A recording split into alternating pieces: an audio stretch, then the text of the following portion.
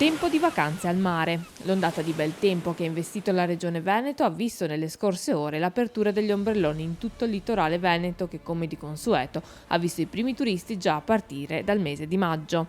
Una stagione iniziata nel migliore dei modi, come certificato dalle bandiere blu.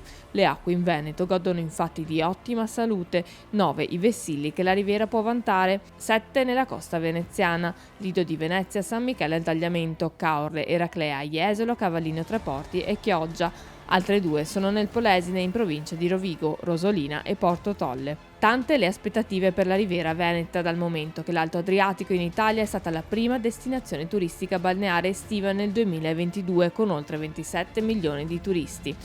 Un'offerta turistica che vuole perfezionarsi servizio dopo servizio, come le spiagge inclusive dove lidi e strutture sono accessibili da ospiti con disabilità.